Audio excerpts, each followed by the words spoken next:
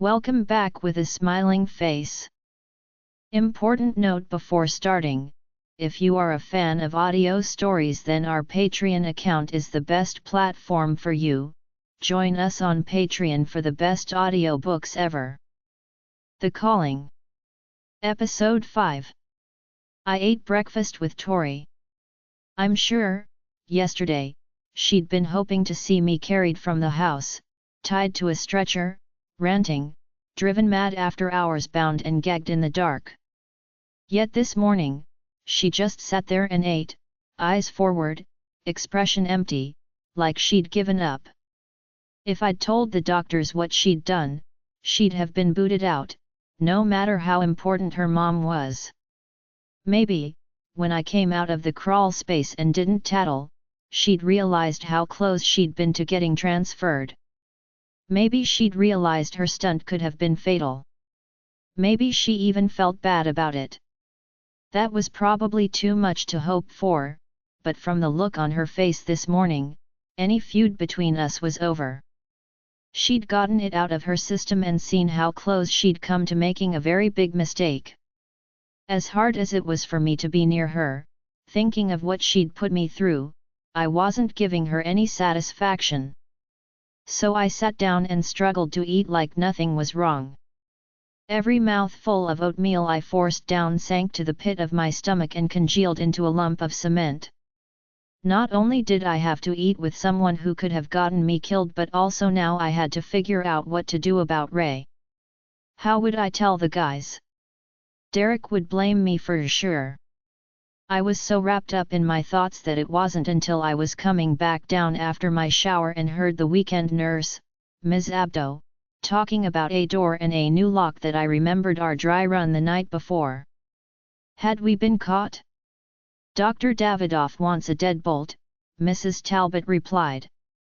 I don't know whether they make them for interior doors, but if you can't find one at the hardware store, we'll call Rob to replace the door. After yesterday, Dr. Davidoff doesn't want the kids getting into that crawl space. The basement door.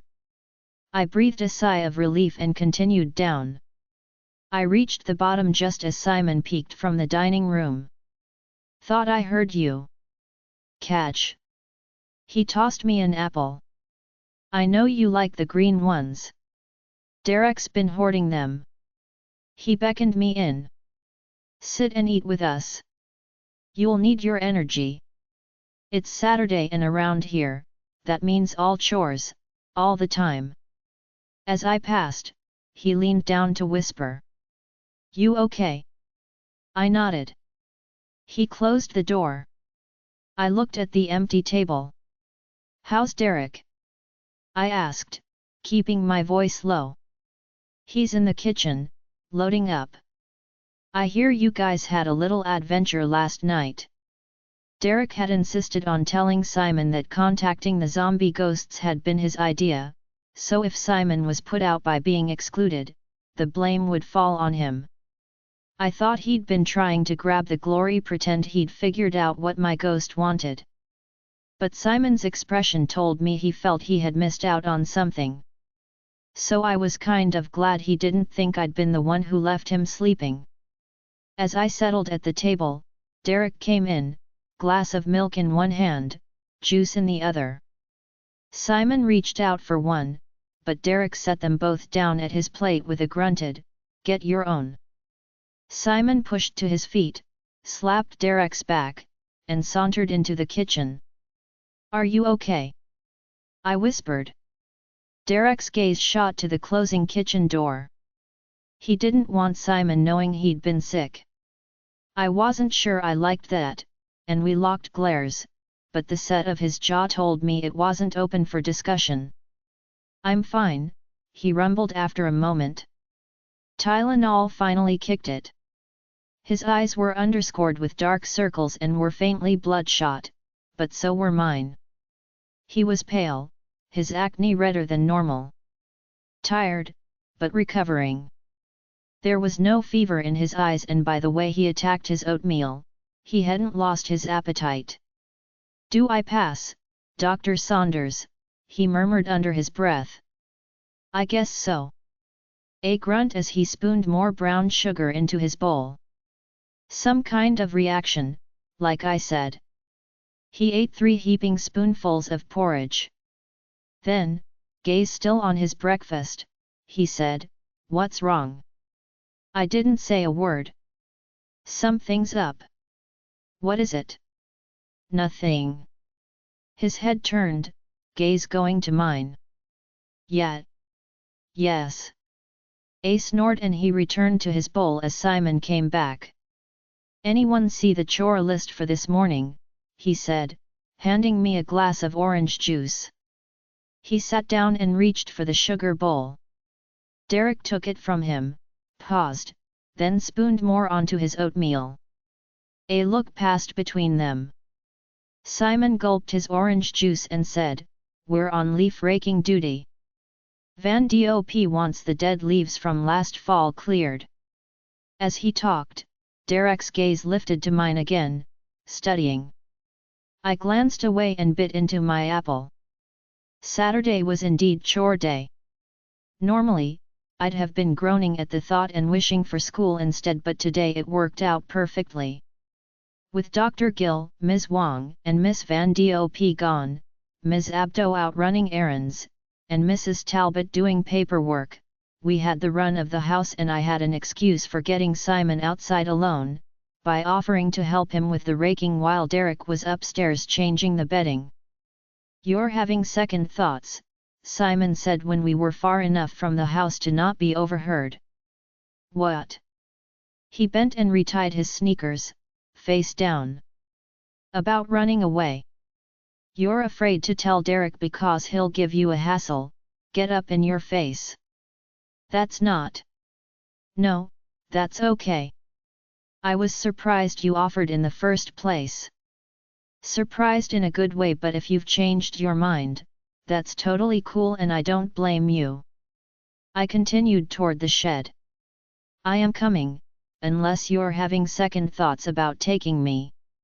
He swung open the shed door and motioned for me to stay as he vanished in its dark depths, dirt and dust swirling in his wake.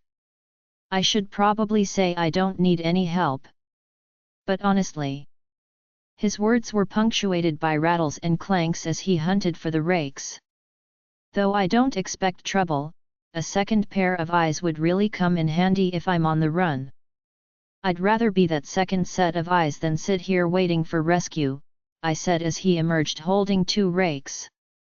"Like Derek, you mean?" "No, that wasn't a slam." I shut the shed door and fastened the latch. "Last night he told me why he was staying. Because of what he did. Which I already knew about because I kind of read his file. I was checking up on him after he grabbed you in the basement." "That's what he figured." "Smart move." He motioned for us to start in the farthest corner, where a layer of decomposing leaves from last year blanketed the ground. "Don't let him razz you about it." "He read yours." I shrugged. "Fair is fair, I guess." "He read yours before you read his." "Bet he didn't mention that when you confessed." "No, he didn't." We started raking. For at least a minute, Simon said nothing, then he glanced over at me. "I bet he didn't mention how it happened either." "The fight, that is." I shook my head. "He just said the guy didn't pull a gun on him. He wouldn't discuss it. It happened last fall. We'd moved to some hick town outside Albany. No offense to small towns, I'm sure they're very nice places to live, for some people. Hotbeds of multiculturalism, they are not. But my dad hooked a job in Albany and this was the only place he could snag a sublet before the school year started."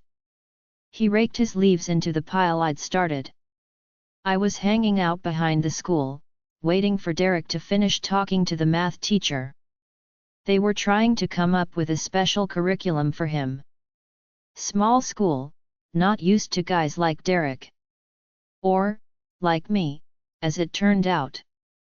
A mouse scampered from under a tree root, and Simon crouched to squint into the hole, making sure there weren't any more coming out before he raked around it.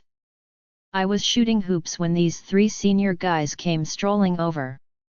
They're wearing docks and beaters, and they're sauntering my way and I smell redneck trouble. I'm not going to bolt, but if they want the hoop, I'll get out of their way, you know. A blast of wind scattered the top layer of our pile. He sighed, shoulders slumping. I motioned for him to continue while I tidied it up. Only they didn't want the court. They wanted me. Seems one guy's mom worked at this 7-Eleven before it was bought by a Vietnamese family who gave her the boot. This was, like, a year before, but, naturally, I must be related to them, right? I pointed out that, shockingly, not all Asians are related and we don't all own convenience stores. He stopped raking. When I say I'm not Vietnamese, one guy asks what I am. I say American, but eventually I give them what they want, and say my grandfather came from South Korea. Well, wouldn't you know it, one guy's uncle was killed in the Korean War. If this guy ever took a history class, he slept through it. He thought Koreans declared war on Americans. So I set him straight. And, yeah, I was a bit of a smart ass about it. My dad always says if I can't learn to keep my mouth shut, I'd better work on my defensive spells. And that day he resumed raking, voice dropping. That day, he was right. I'm smart-mouthing but keeping it light, you know? Goofing. Next thing I know, one guy pulls a switchblade. It's closed, though, and I'm staring at it wondering what it is. Cell phone? MP3 player? Then, flick, out comes the blade. I tried to make a break for it, but it was too late. Another guy kicks out my feet and down I go. The guy with the blade is standing over me, and I'm readying a knockback spell when Derek comes ripping around the corner. He grabs the guy with the knife, throws him aside, punches a second guy, and the third runs. Second guy gets up, he's fine, runs after his buddy. But the first guy? The one he threw off me. Doesn't get up, I whispered. Simon speared a leaf on the tines of his rake. Derek was right. There was no gun. But you know what? He lifted his gaze to mine. If a guy came at Derek with a gun, he'd have kept his cool and handled it smart. But he wasn't the one in danger. I was. With Derek, that's a whole different thing. It's in his nature, my dad says, that he started raking hard, tearing through new grass and dirt. So that's how it happened. I was a smart ass and I couldn't back down from a bunch of rednecks, and now Derek. He trailed off, and I knew Derek wasn't the only one who blamed himself for what had happened. Anyway, he said after a moment, you didn't bring me out here to talk about that, and if I keep yapping, Derek will track us down. I get the feeling this isn't something you want to discuss with him. It's not. I told him about Ray. I didn't know what to say and that only made it worse, but she caught me completely off guard. Now Derek's going to think I let something slip or I was chatting with my girlfriend, telling her my secrets, which I didn't do, I swear. I know. You aren't like that. He leaned on his rake. Ray's right about Brady. I used a knockback spell on him. It was careless and stupid, but after what happened with those other guys, I wanted to be quicker on the draw, you know? When I saw Brady was trying to get into it with Derek, I just reacted. You wanted to defuse the situation. Yeah. And if Ray caught you guys coming in last night, that's Derek's fault. He should have been on the lookout. He's got the ears and he stopped the eyes. He can see pretty good in the dark, better than us. Normally, he'd have noticed Ray, but he must have been busy thinking about the escape. not preoccupied, sick and feverish. But I couldn't say that. Simon went on. He's been in a mood, too. Crankier than usual. He broke our shower.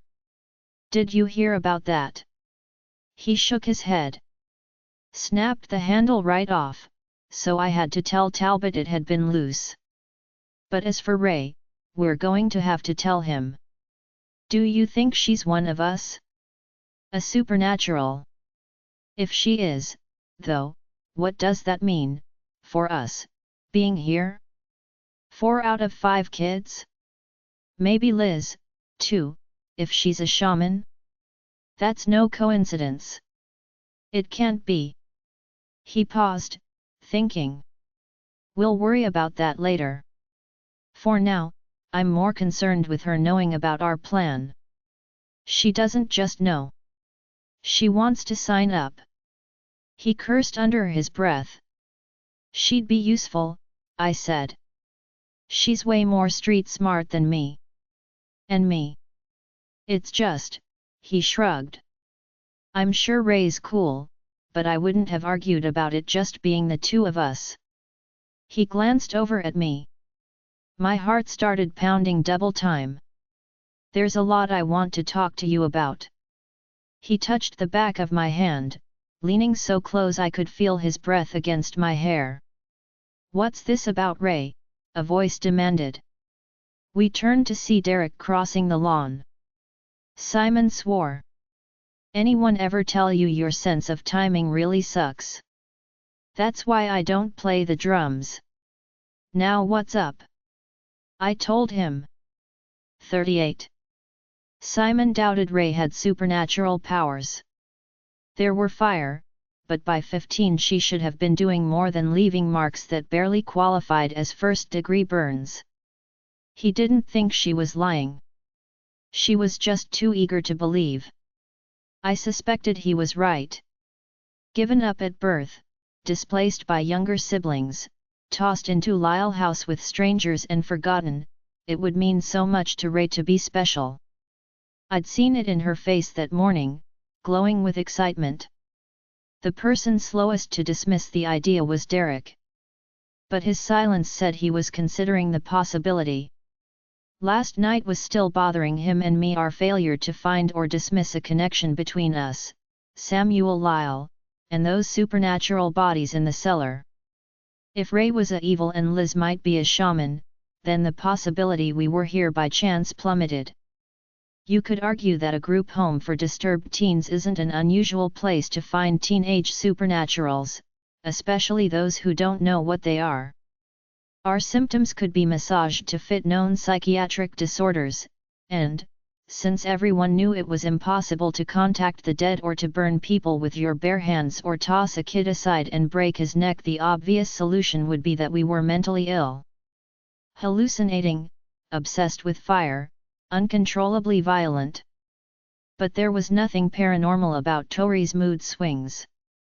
Peter had apparently been in for some kind of anxiety disorder, and that didn't fit the pattern either. Still, I couldn't shake the feeling I was missing something, that the connection was there and my brain was too distracted by other problems to see it. I suspected Derek felt the same.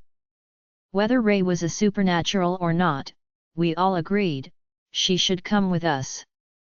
To Derek, it wasn't so much a matter of should we let her come as do we dare let her stay.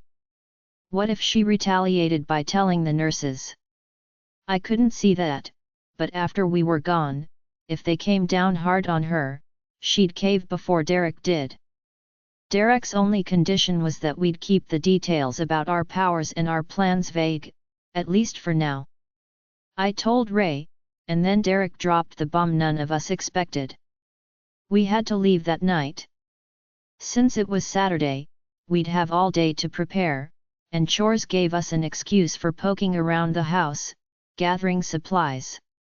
Tonight Miss Van Dop was off and the weekend nurse was much less likely to realize we were up to something.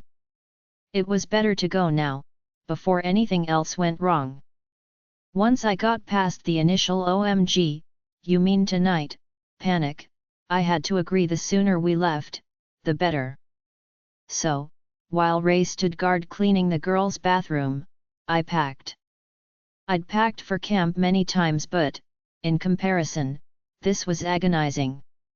For every item I put in, I had to consider how badly I needed it, how much room and weight it would add, and whether I'd be better off picking it up on the road. The brush was out, and the comb was in. Deodorant, definitely in. My iPod and lip gloss might not be essential for daily life, but they were tiny enough to keep. Soap, a toothbrush, and toothpaste would need to be bought later because I couldn't afford to have anyone notice them missing from the bathroom now. Next came clothing. It was still cool, especially at night. Layering would be the key. I packed as Aunt Lauren taught me when we'd spent a week in France. I'd wear a sweatshirt, long-sleeved pullover, and t-shirt with jeans. In the bag, I'd have 2 more t-shirts, another pullover, and 3 pairs of socks and underwear. Would that be enough? How long would we be on the run? I'd been avoiding that question since I'd first offered to go. Simon and Derek seemed to think we'd find their dad pretty quickly. Simon had spells and just needed to travel around Buffalo, casting them. It sounded easy. Too easy? I'd seen the looks in their eyes. Derek's barely concealed worry. Simon's stubborn conviction. When pressed, they'd both admitted that, if they couldn't find their dad, there were other supernaturals they could contact. If it took longer than a few days, I had a bank card and the money from my dad. Simon and Derek had a bank card, too, with emergency funds their dad had stashed for them, at least $1,000 each, they thought. We'd need to withdraw as much as we could immediately, before anyone knew we were gone and started tracking us. Derek would keep his card and cash in case he needed it, but we'd have Simon's money plus mine. That would get us through. Whatever happened, we'd be fine. Another shirt, though, might not be a bad idea. Shirt. That reminded me. I shoved my backpack under the bed, slipped down to Tori's room. The door was ajar. Through it, I could see that Tori's bed was empty. I gave a gentle push. Hello. She sprang up from Ray's old bed, ripping out her earbuds. Not much. I thought you were downstairs. Oh, so you were going to take advantage of that, were you? Set your little scheme in motion. I opened the door and stepped inside. What scheme? The one you and your gang have been planning. I've seen you skulking around, plotting against me. Hey! She wound the earbud wire around her MP3 player, yanking it tight, as if imagining it going around my neck instead. You think I'm stupid? You're not as sweet and innocent as you seem, Chloe Saunders. First, you seduce my boyfriend. Boy seduce. Then you bet your baby blues at tall, dark, and gruesome, and next thing you know, he's trailing you like a lost puppy. What?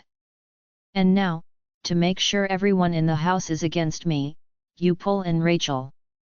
Don't think I missed your powwow this morning. And you think we're plotting against you? I sputtered a laugh and leaned back against the dresser.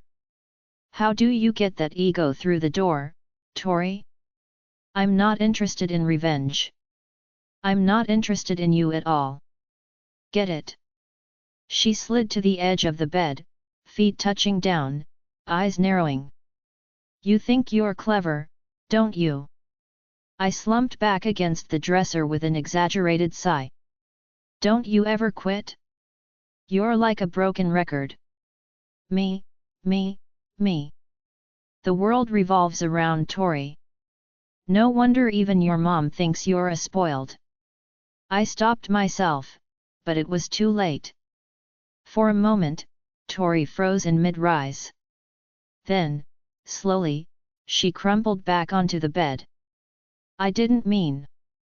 What do you want, Chloe? She tried to put some bite in the words, but they came out quiet, weary. Liz's shirt, I said after a moment. Ray says you borrowed a green hoodie from Liz. She waved toward the dresser. It's in there. Middle drawer. Mess it up and you can refold everything. And that was it. No, why do you want it, or even did she call asking for it? Her gaze had already gone distant. Doped up? Or beyond caring? I found the shirt.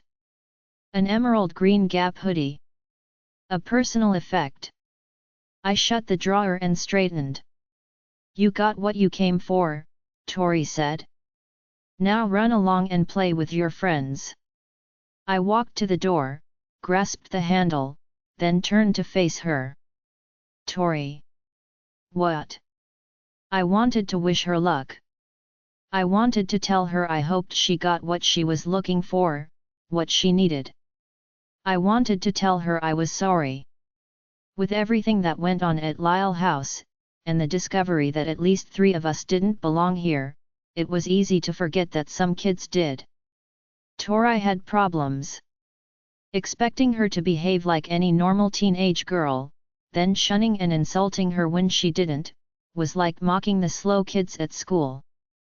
She needed help and support and consideration, and she hadn't gotten it from anyone but Liz.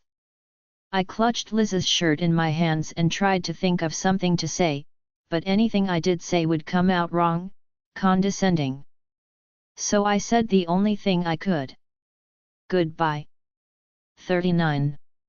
I stuffed Liz's hoodie into my bag. It took up more room than I could afford, but I needed it. It could answer a question I really needed to answer, just as soon as I worked up the courage to ask. When Derek had announced we'd be leaving that night, my first thought had been there's not enough time, but there was too much time. We did homework we'd never submit, helped Mrs. Talbot think up meals we'd never eat, all the while fighting the urge to slip away and plan some more. Both Ray and Tori had noticed my powwows with the guys, and if we kept it up, the nurses might suspect it was more than teen hormones at work. I warned the others about Tori, but no one seemed concerned. It was like I told her she was totally out of our minds. Insignificant. I wondered whether that hurt her most of all. We spent the evening watching a movie. For once, I paid so little attention that if I was asked for a logline 10 minutes after the credits rolled, I couldn't have given one. Derek didn't join us. Simon said his brother was wiped from the night before and wanted to rest up so he'd be clear-eyed for helping us tonight. I wondered whether his fever was coming back. When Mrs. Talbot asked after Derek, Simon said he wasn't feeling great. She tut-tutted and withdrew to play cards with Ms. Abdo, not even going upstairs to check on him. That's how it always was with Derek. The nurses seemed to leave him to his own devices, like his size made them forget he was still a kid. Or maybe, given his file and his diagnosis, they wanted as little contact with him as possible. Did he notice how they treated him? I'm sure he did. Nothing escaped Derek, and I suspected it only reinforced that he needed to be in here. As the movie droned on, I fretted about him. He'd been so careful not to let Simon know he'd been sick. If Simon could tell he wasn't feeling great, that had to mean he was too sick to hide it. I slipped from the media room, got 4 Tylenol and a glass of water, and took it upstairs. I tapped on the door. No answer. Light shone under it, but he could have fallen asleep reading. Or be too sick to answer. I rapped again, a little louder. Derek? It's me. I brought water and Tylenol. Still nothing. I touched the doorknob, cold under my fingertips. He was probably asleep. Or ignoring me. I'll leave it here. As I bent to set the glass on the floor, the door opened, just enough for me to see Derek's bare foot. I straightened. He was in his boxers again, and my gaze shot to the safety of his face, but not before noticing the sheen of sweat on his chest. Sweat plastered his hair around his face, and his eyes were feverish, lips parted, breath coming hard, labored. "Ryu?" I began. "Be fine." He ran his tongue over his parched lips and blinked hard, as if struggling to focus.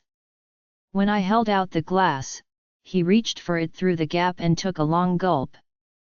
"Thanks." I handed him the Tylenol. "Are you sure you're okay?" "Good enough." He braced the door with his foot and reached around his back, scratching. "Maybe you should take a bath," I said.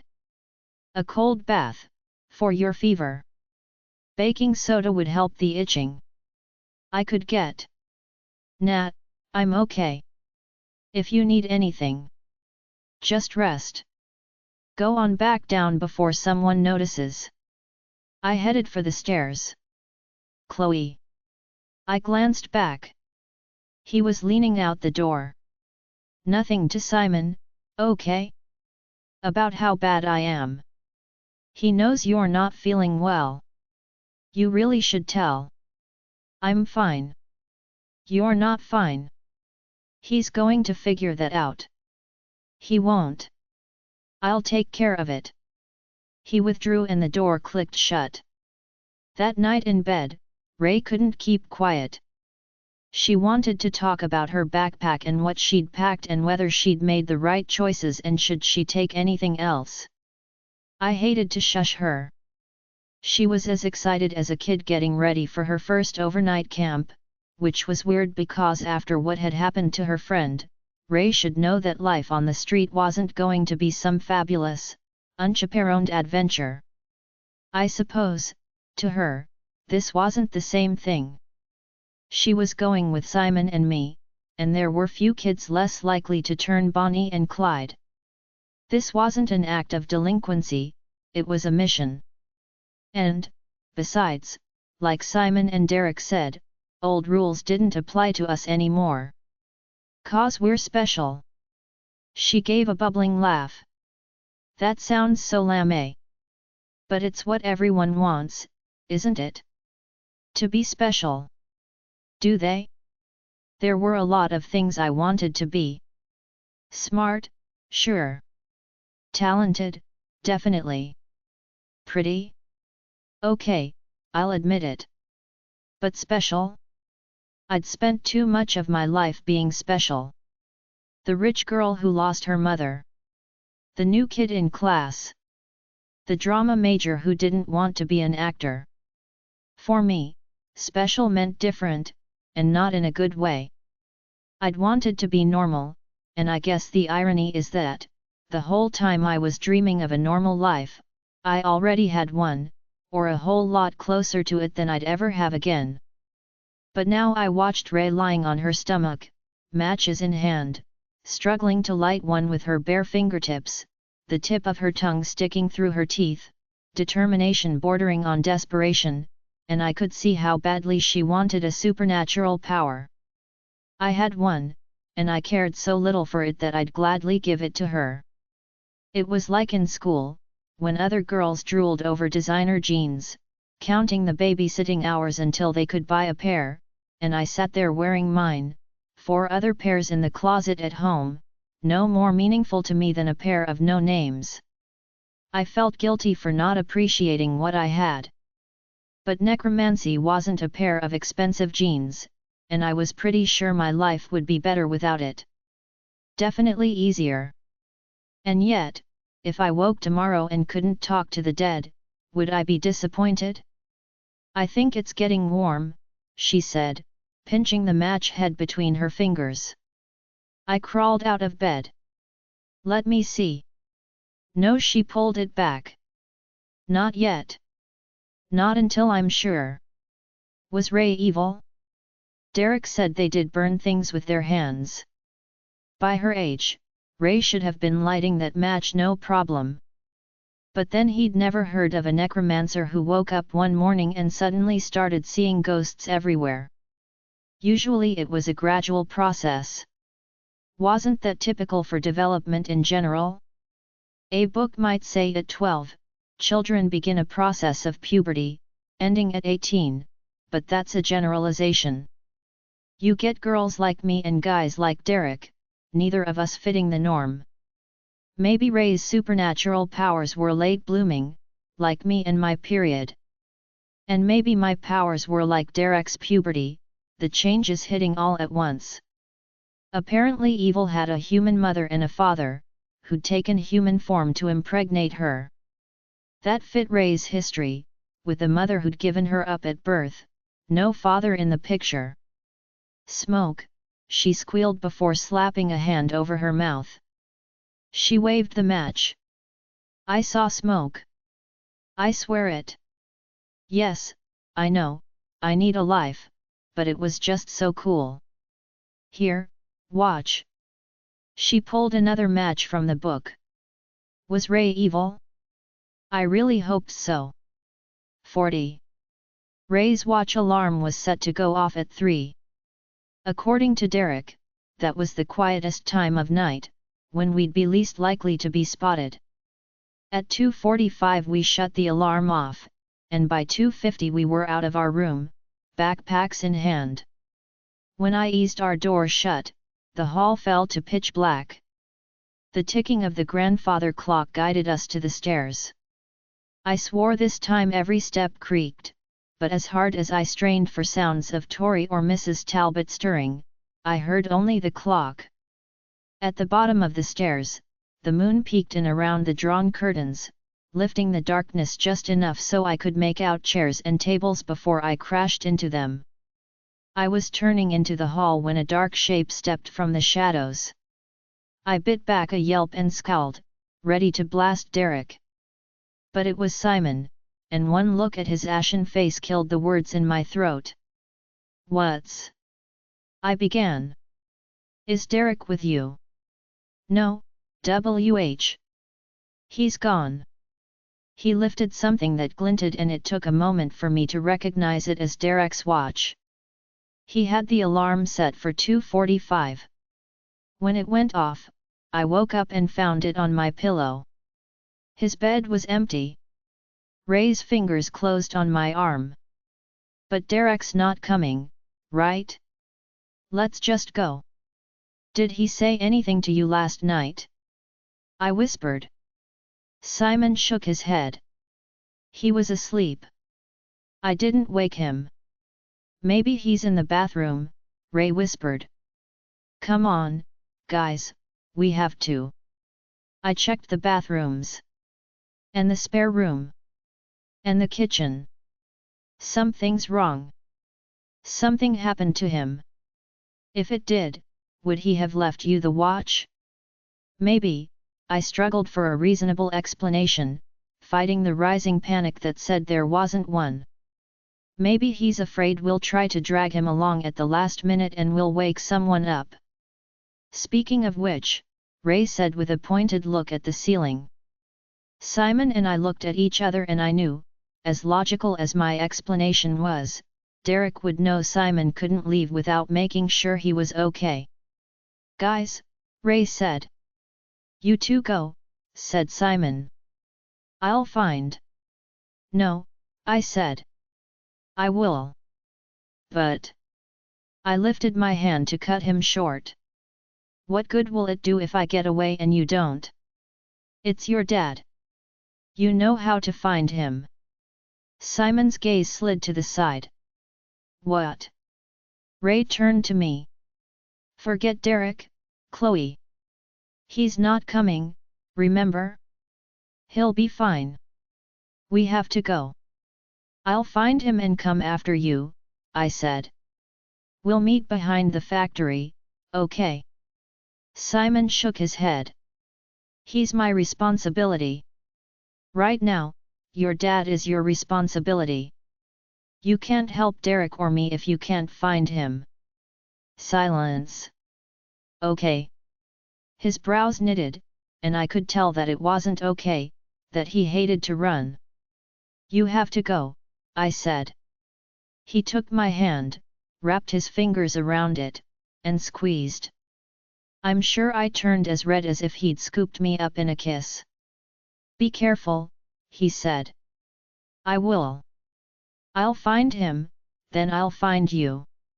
I'll be waiting. Simon took my backpack. It'd be a dead giveaway if I was caught carrying it. If I stashed it someplace, I might not get a chance to retrieve it. We had the security code. Derek had written it out for us, together with instructions and hand-drawn maps. I could take that as proof that he hadn't planned to be here when we left, but I knew it was just Derek being Derek, leaving nothing to chance. So why take off and risk Simon not going? My last memory of Derek flashed past standing in his bedroom doorway, bathed in sweat, barely able to focus, and I knew what had happened. If Simon saw him like that, he'd know how sick Derek was. If Simon knew, Simon would stay. No question. So Derek had done the only thing he could: hold up someplace, left the alarm on, and prayed Simon would go. A slim chance versus no chance. So where was he? I headed to the basement first. The door was closed, light off, but he wouldn't leave any sign if he was hiding. The laundry room was empty. The door to the closet was locked. Last night, when we'd gone on our walk, he'd gulped down the cold air. When we'd returned, his fever seemed gone and I'd chalked it up to the Tylenol kicking in, but maybe the cold air had been enough. If he was desperate for a quick fix, he'd go outside, in hopes of cooling down enough to see Simon off. I stepped onto the back porch. The quarter moon had slid behind clouds and it was as dark as the upstairs hall. I could make out the glimmer of lights at a neighbor's, but the towering trees blocked all but that faint glow. My gaze swept the black yard, seeing only the pale box that I knew was the shed. It was colder than the night before, and my breath hung in the air. The only sound was the creak of branches, as steady and monotonous as the ticking of the grandfather clock. I took 3 tentative strides across the deck. By the time I climbed down the steps to the concrete pad, I could make out more pale shapes in the yard: the bench, a lawn chair, the garden angel, and a soccer ball-sized blob near the shed. An engine revved and I froze, but it was only a car passing. Another 2 slow steps. I glanced over my shoulder and considered dashing back in for a flashlight, but Simon had taken the only one I knew about. I peered around. My lips parted to whisper Derek's name, then closed. Would he answer? Or hide? When I drew closer to the presumed ball, I saw it was a big white sneaker. Derek's. I scooped it up, looking about wildly now. A blast of wind struck me, so cold it made my eyes water. I rubbed the icy tip of my nose as the wind moaned through the trees. Then the wind died down, and the moaning continued, a long, low sound that made the back of my neck prickle. I turned slowly. The sound stopped. Then came a stifled cough, and as I wheeled toward it, I saw a white sock peeking from behind the shed. I dashed over. Derek was there, deep in the shadows, on all fours, his head and upper body barely visible. The stink of sweat rolled off him, and the breeze brought a sharp, bitter smell that made the back of my throat constrict, reflexively gagging. His body tensed as he retched, a dry, ragged heave. Derek! I whispered. It's Chloe. He went rigid. Go away. The words were a guttural growl, barely intelligible. I stepped closer, dropping my voice another notch. Simon's gone. I convinced him to go on ahead while I found you. His back arched, arms stretched out, pale fingers digging into the soil. A low moan, cut short by a grunt. You found me. Now go. Do you really think I'd leave you like this? I took another step forward. The stink of vomit made me clap my hand to my nose. I switched to breathing through my mouth. If you're throwing up, that's more than a fever. You need. Go. The word was a snarl and I staggered back. His head dropped. Another moan, this one ending in a high-pitched sound, almost like a whimper. He wore a t-shirt, bare muscles bunching as he gripped the ground again. His arms darkened, as if a shadow passed over them, then reappeared, pale against the surrounding shadow. Derek, I.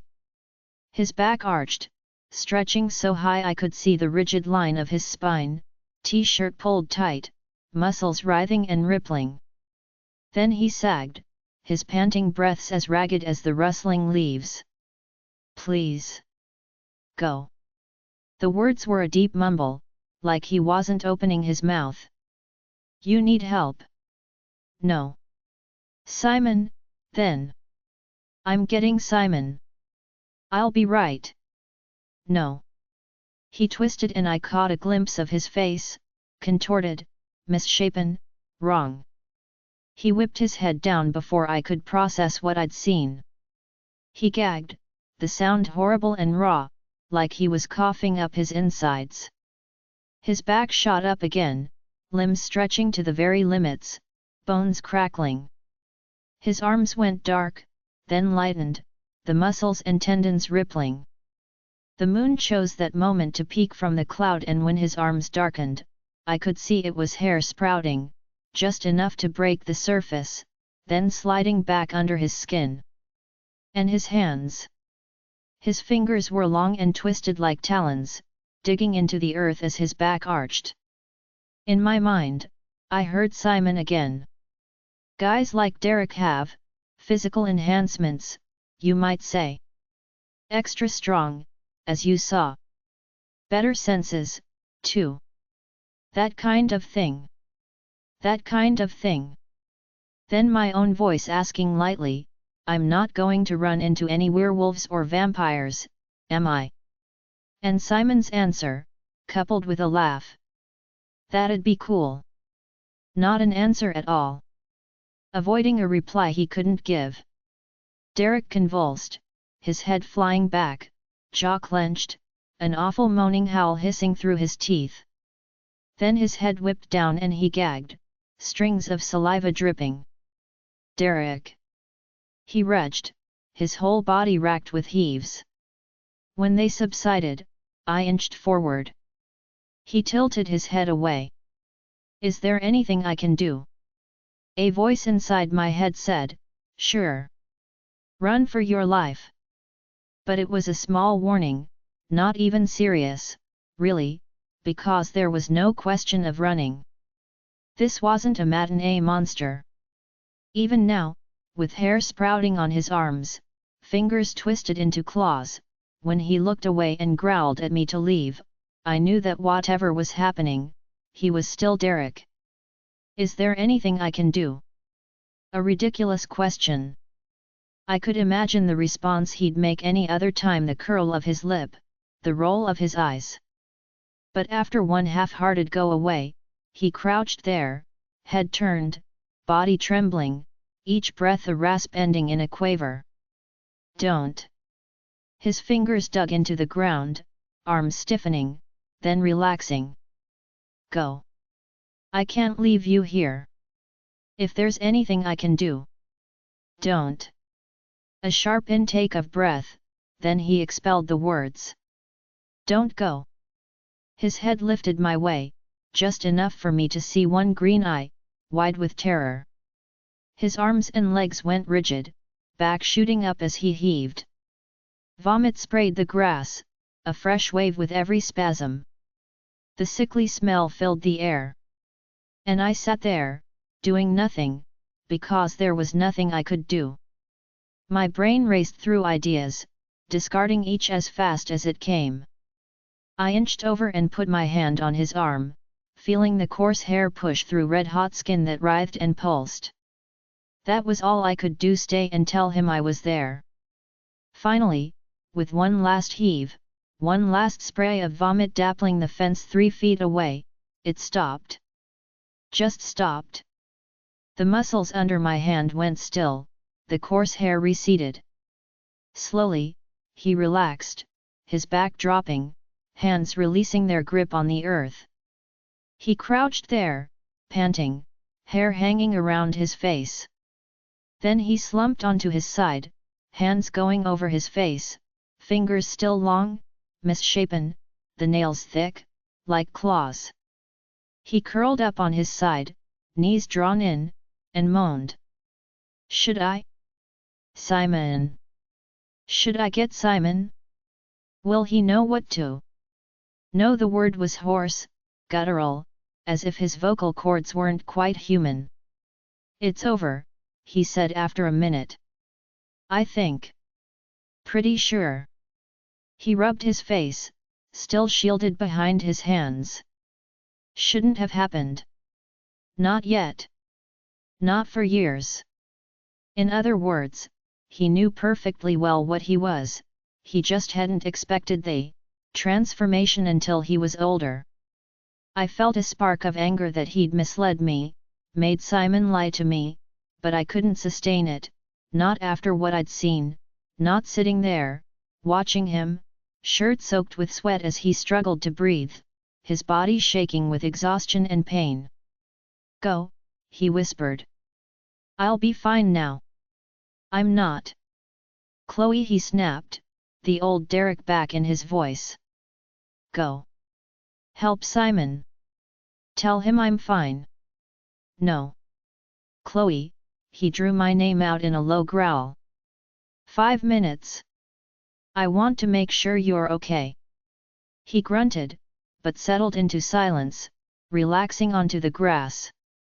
"See, you did rip out of your clothes," I said, trying to keep my tone light.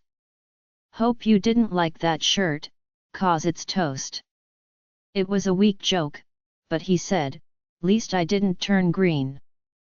"No, just," I was going to say Harry, but I couldn't get the word out, couldn't wrap my head around what I'd seen. The back door banged. Derek shot up, his hands falling from his face. His nose looked crushed, wide and flat, cheekbones jutting as if rising to meet it, his brows thick and heavy. Not monstrous, more like an artist's reconstruction of Neanderthal man. I tore my gaze away and crawled toward the corner of the shed. He caught my leg. "I'll be careful," I whispered. "I'm just getting a look." I slid on my belly, creeping to the corner and peeking around it. A flashlight beam swept the yard. "A woman," I whispered, as low as I could. "I think it's Reno, too skinny. Ms. Abdo, maybe." He tugged my ankle. My jeans had hiked up, and his hand was wrapped around bare skin above my sock. I could feel his palm, rough, like the pads on a dog's feet. "Go," he whispered. "I'll boost you over the fence. Climb the next one end."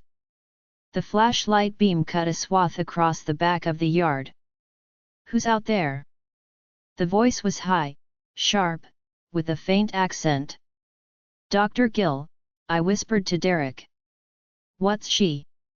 "Never mind. Go." "I know someone's out here," she said. "I heard you." I glanced at Derek, his face still deformed. Dr. Gill couldn't find him like this. I grabbed the shoe of his that I'd dropped, and kicked off one of my own, and that confused him enough for me to wrench from his grasp and dart to the side fence, squeezing between it and the shed. At the last second, he scrambled up and lunged at me, but I was wedged in too far to reach, and he couldn't follow. "Chloe! Get back here! Don't you dare!" I kept going. 41. I squeezed through the gap between the fence and shed, with Derek's shoe clutched in one hand, while the other tugged the shirt from my jeans, and mussed my hair. When I reached the end of the shed, I peeked out. Dr. Gill had her back to me, her flashlight scanning the other side of the yard. I darted behind the shrubs and continued along the fence until I reached the porch. Then I crouched in the bushes there, daubed dirt on my cheek, and stumbled out, twigs crackling. DDR Gil. I fumbled to shove my shirt back into my jeans. I was just out getting some air. I hopped on one foot, trying to put on Derek's shoe. I don't think that's yours, Chloe, she said as she approached, flashlight in my eyes. I shielded my face from the light and lifted the shoe, squinting at it. Then I let out a nervous laugh. Whoops. Guess I grabbed the wrong one when I came outside. Where is he? Who? I squeaked. She pointed at the shoe. Derek. Derek? Is this his? I cast a surreptitious glance over my shoulder, into the bushes, drawing her attention there. I haven't seen Derek since dinner. Is he out here, too? Oh, I'm sure he is. Long gone, I suppose, with Simon and Ray.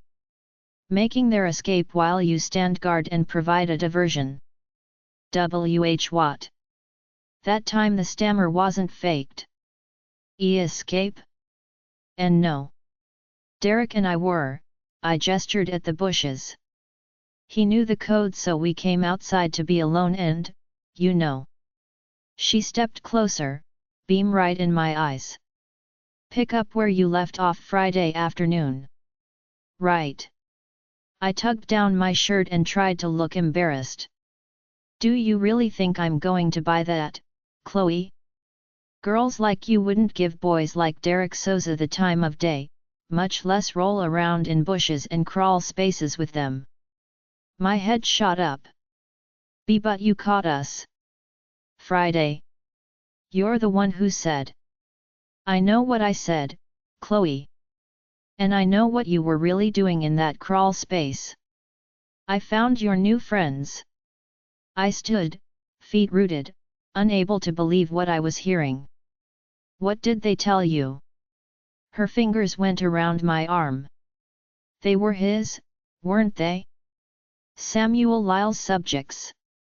She leaned toward me, eyes glittering, as feverish as Derek's but with a glimmer of madness behind them. Did they tell you his secrets? His discoveries? I'll make sure no one knows you ran away. I'll say I found you asleep in the TV room. Just tell me everything those ghosts said. I can't talk to ghosts. I tried to pull away, but her fingers clamped down tighter. I went limp, as if giving in, then threw myself in the other direction. Her hand fell from my arm, but I'd pulled too hard and stumbled, off balance. She plunged toward me. I dove, hitting the ground. As I clambered out of her way, a dark shape vaulted over the deck railing. Dr. Gill only had time to see a shadow passing over her. She turned, mouth opening. Derek landed right in front of her. Her arms flew up, and she let out a shriek, falling back, but she was still in mid-turn and tripped over her own feet. As she went down, she fumbled for something in her pocket. Derek dove and pinned her arm as she pulled out a two-way radio. It flew onto the grass. Her skull smacked into the cement pad. I ran forward. Derek was already crouching at her side, checking her pulse. She's fine, he said, exhaling with relief. Just unconscious. Come on. Before she wakes up. His fingers closed around my arm. Dirty, but very human fingers, his face and hands back to normal, the ripped and sweaty shirt the only sign of his ordeal. I brushed him off, jogged over to his shoe and picked it up, then turned to see him holding the sneaker I'd discarded. Trade. We pulled our shoes on. Simon's waiting at the factory, I said. We have to warn him. They know about the escape. He pushed me toward the side fence. The road won't be safe. Cut through the yards. I glanced over my shoulder. I'm right behind you, he said. Now go. At the first fence, I started climbing, but I was too slow for Derek, who grabbed me and swung me over, then vaulted like it was a hurdle. 2 doors down, the wail of a siren sent us diving behind a child's playhouse. "Police," I whispered. "Can't tell." After a moment, I said, "Dr. Gill knows about the bodies. When I raised them, she must not have been holed up in her office like we thought. She knows I can contact the dead, and about Samuel Lyle, and later." He was right. I squeezed the thought from my head and concentrated on the siren. It whipped past, heading back the way we came, then disappeared. "Did it stop at the house?" I asked. He shook his head. "I can still hear it. Now go." According to Derek, there were 7 backyards between Lyle House and the end of the block. Trust him to have counted. We were racing through the 5th when his hand shot out like a railway guard and I plowed into it. When I turned, he had his head cocked, listening. 10 seconds passed. I plucked at his shirt, but he ignored me for another 10. Then he lowered his head and whispered, "I hear a car idling. Someone's out there." "Where?" An impatient wave. "There. On the street we need to cross." He held up a finger. Footsteps. Someone's talking. A woman. She's whispering. I can't make it out. "Do you recognize the voice?" He shook his head. "Stay here. I'll get closer, see if that helps." He loped closer to the house, stopping behind a cluster of bushes. I looked around. I was standing in the middle of the yard, exposed to anyone who heard a noise and glanced out the window. His spot looked a whole lot safer. When I approached, he whirled, pinning me with a glare. "Sorry," I whispered, and moved slower, quieter. He waved me back. When I didn't stop, he glared again, then turned away. I crept up behind him and went still. His head moved slowly, tracking the voices, I presumed. But when his head swiveled my way, I noticed the lift of his chin, the flare of his nostrils, and realized he was sniffing the air. When he noticed me watching, I got a full-blown scowl. "Can you recognize the scents?" He spat the word. "Yes, I can track scents. Like a dog." I didn't mean. Whatever. He looked away again, scanning the fence line. "I suppose you figured out what I am." "A werewolf." I tried to say it casually, but I wasn't sure I succeeded. I didn't want to sound freaked out because that was exactly what he expected. Why he hadn't told me the truth. I told myself it was no different than being a necromancer or a sorcerer. But it was. As the silence stretched, I knew I should say something. If he'd told me he was evil, I'd be peppering him with questions, and when I didn't now, my silence damned him as something different than us, something less natural, something worse. "So what happened back there?" "You were changing." He stepped to the right, leaning out for a better listen, then pulled back. "It's not supposed to start until I'm at least 18. That's what Dad thought. Last night, the itching, the fever, the muscle spasms, that must have been a warning. I should have figured it out." His head tilted as a breeze fluttered past.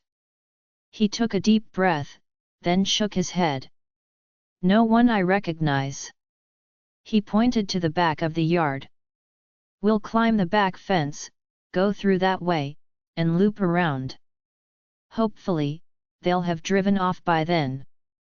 We dashed over the rear fence, and through the next yard to the drive. Derek scanned the street, looking and listening and, I guess, sniffing, then waved me across the street.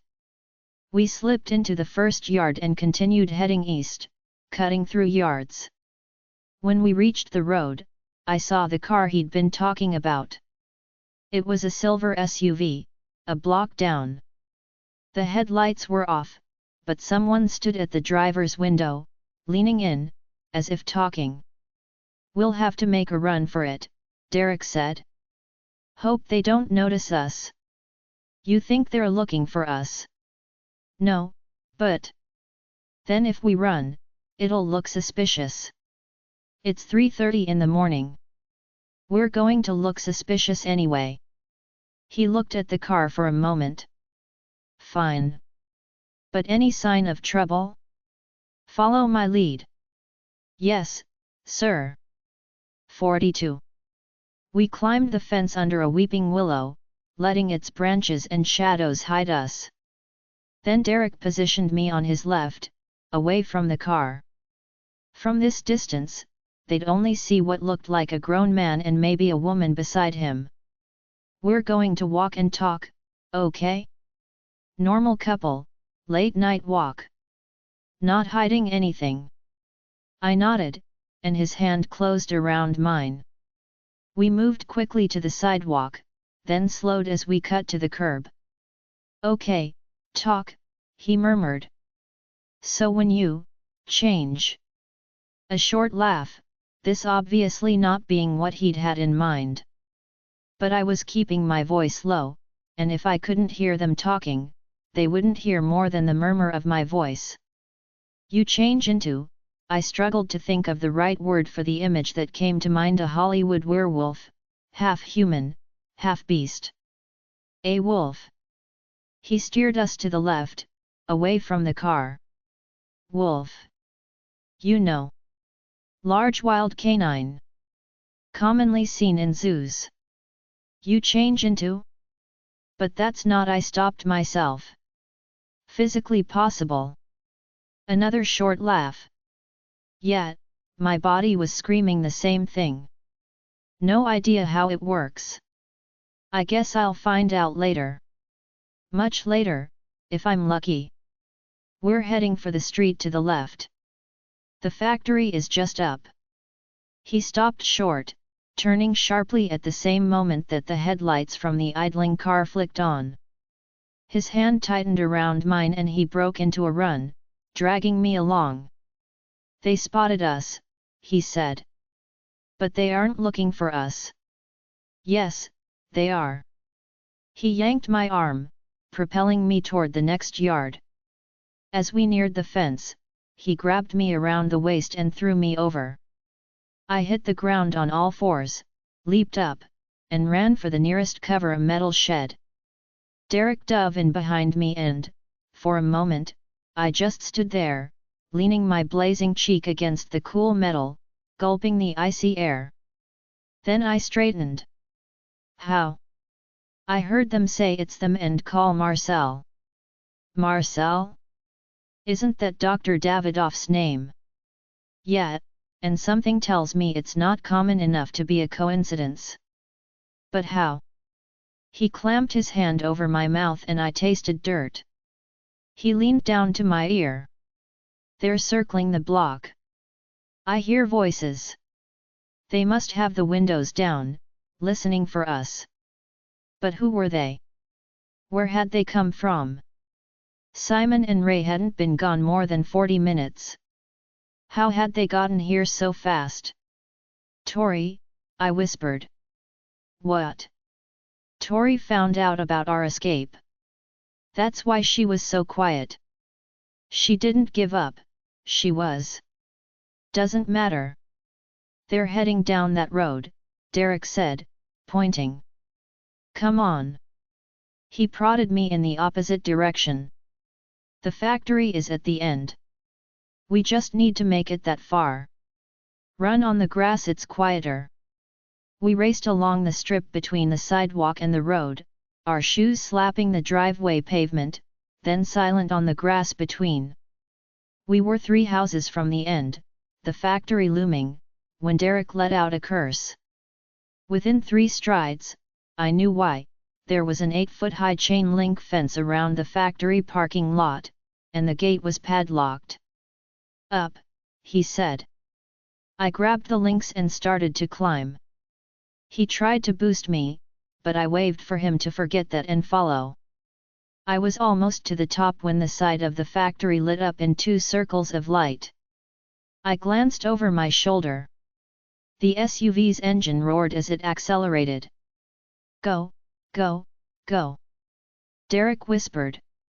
The car slammed to a halt, brakes squealing. I flipped over the top and started scrambling down. Beside me, Derek crouched on the fence top, then jumped. He landed square on his feet and wheeled as the car door was flung open. "Jump! I've got you." I was already halfway down, but I let go. He caught me and spun me around onto my feet with a push toward the factory. "Derek! Chloe!" It was a woman's voice. I kept running, but had to glance back, hearing my name. A small gray-haired woman gripped the links. "A stranger." A man hurried around the front of the car. He carried a long, dark object, and as he lifted it, my heart stuttered. "Gun!" I shouted, still running. Derek glanced over at me, eyes wide. "They have a..." He tackled me just as something whooshed past. We slid into a pile of wooden pallets. They clattered down around us, bouncing hard off my back and shoulders. I scrambled up and dove behind the next stack, then ran, hunched over, until we reached the factory wall.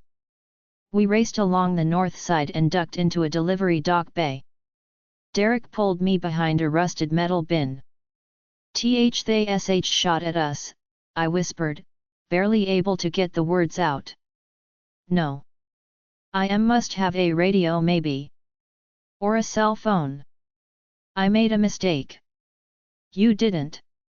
He twisted, reaching around his back. But they shot at us. They tried to kill us." That doesn't make any sense." He plucked something from the bottom folds of his t-shirt. A long narrow metal tube with a pointed end. It caught in my shirt. It nicked me, but it shouldn't matter. It'd take a lot to knock me out. "Knock you out?" I stared at it. "It's a tranquilizer dart." "I think so. Never seen one outside a nature show. But we weren't animals.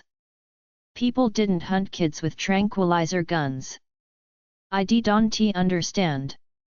"Neither do I. Point is, they want us back." "Bad. All the more reason to keep going." He dropped the dart and moved past me to the edge of the bin and inhaled, making no effort to hide it now. "Simon's here. He's not close, but he's been passed recently. You can find him." "Yet. Right now, though, I'm going to trust he can look after himself and worry about us. He'll lie low until he sees you.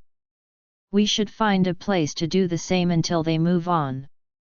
He strode to the delivery doors, but they were locked and solid, the handles on the inside.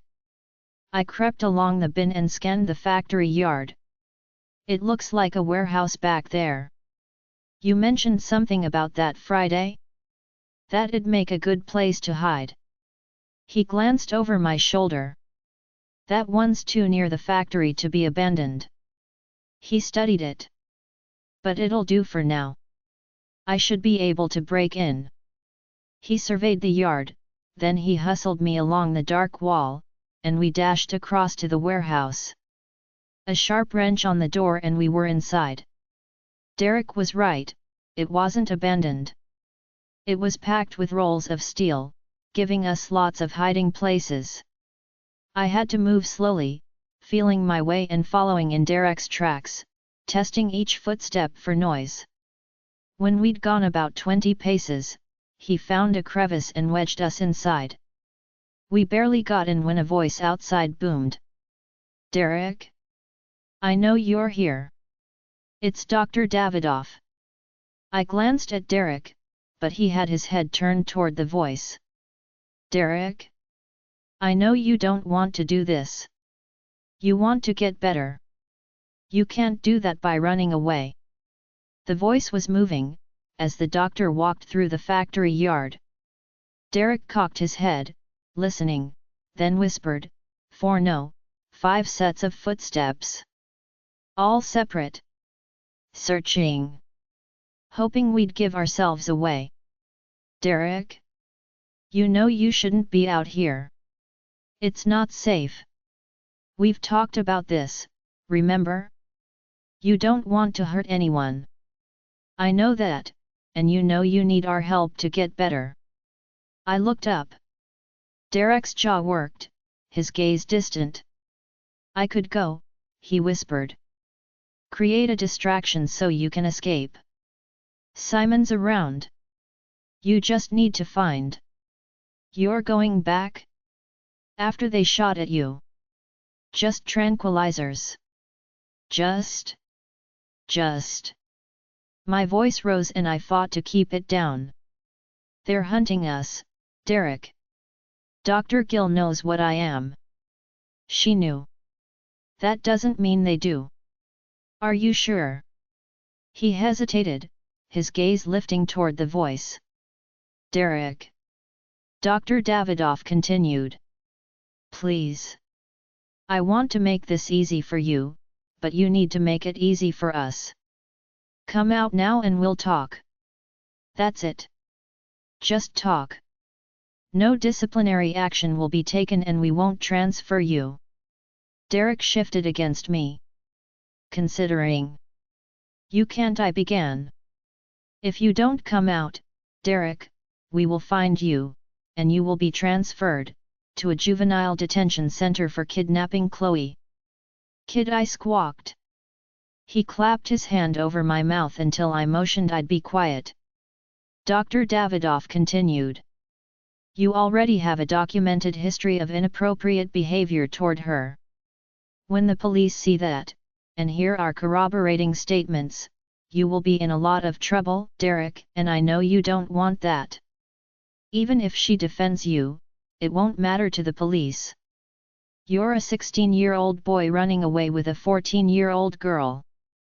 He paused. You do realize she's only 14, don't you, Derek? I shook my head vehemently and whispered, he's lying. I turned 15 last month. Dr. Davidoff said, to the police, it will be a clear case of kidnapping and interference. Derek's glare shut me up as effectively as his hand had. It's your choice, Derek. Make this hard, and you'll only hurt yourself. Derek snorted, and with that, Dr. Davidoff lost him. Prey on Derek's fears of hurting others, and he might be convinced to surrender. But threaten Derek himself? Like Simon said, it was a whole different matter. Stay here, he whispered. I'm going to find a way out.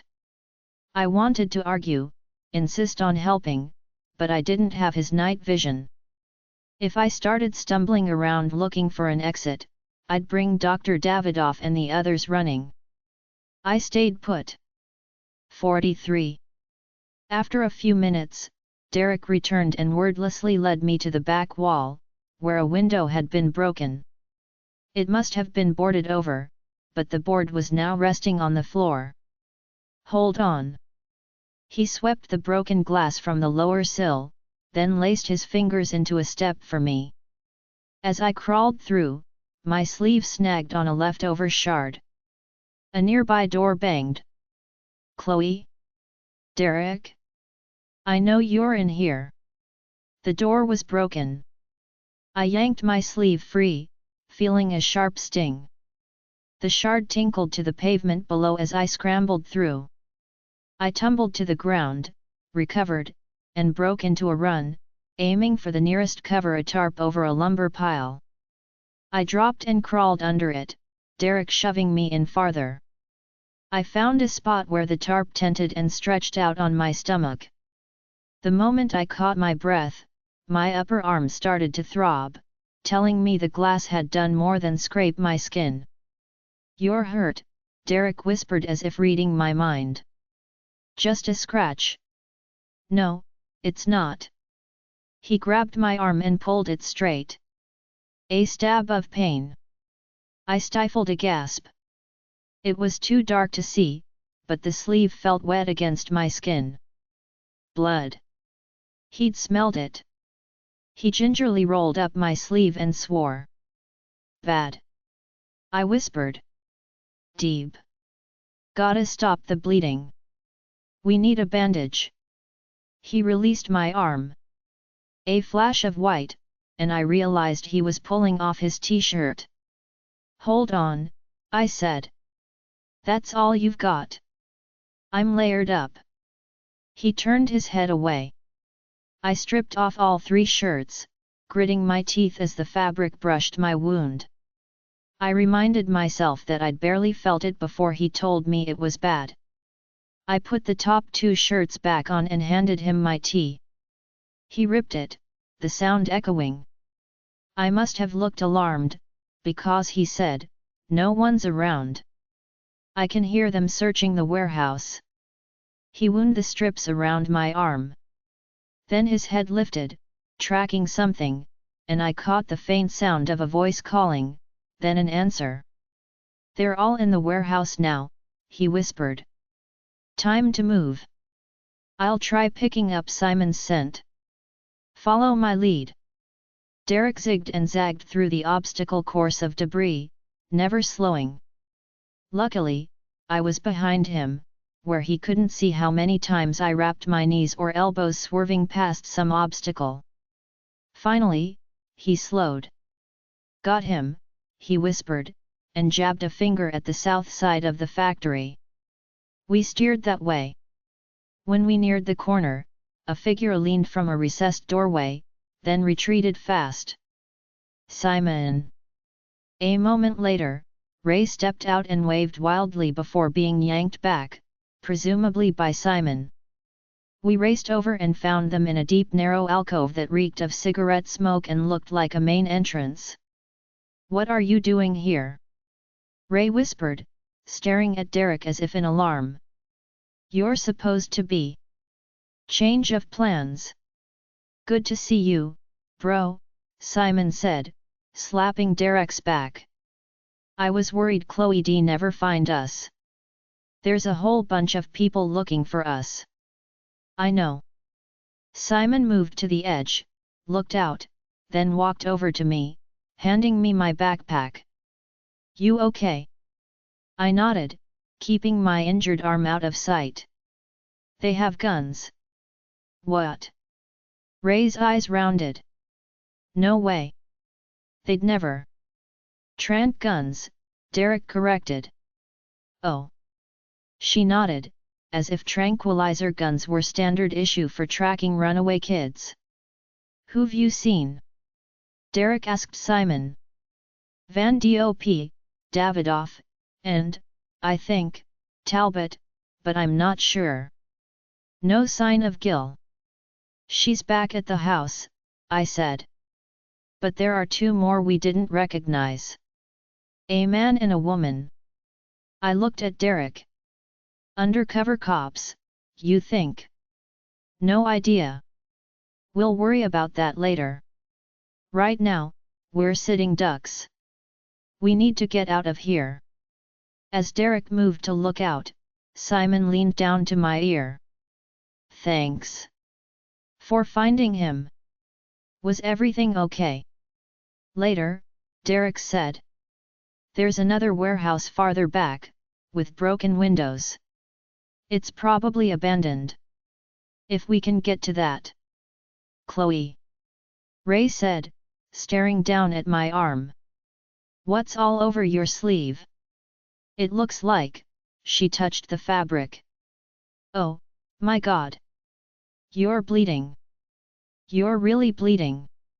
Simon ducked around to my other side. "It's soaked." "What?" "Just a cut," I said. "It's deep," Derek said. "She needs stitches." "I don't." She needs stitches, he repeated. I'll figure something out. For now, he swore and jumped back from the opening. They're coming. He looked around, scowling. This is the lousiest hiding place. I know, Simon said. I wanted to find a better one, but, a pointed look at Ray said she'd refused to leave. What's wrong with here? She said. She backed up against the wall. It's completely dark. They won't see me. Until they shine a flashlight on you. Oh. Derek strode to the door, grabbed the handle, and gave it a test pull. Then he braced his feet, took the handle in both hands, and heaved until the tendons in his neck bulged. The door quivered, then flew open with a crack as loud as a gunshot. He frantically waved us inside.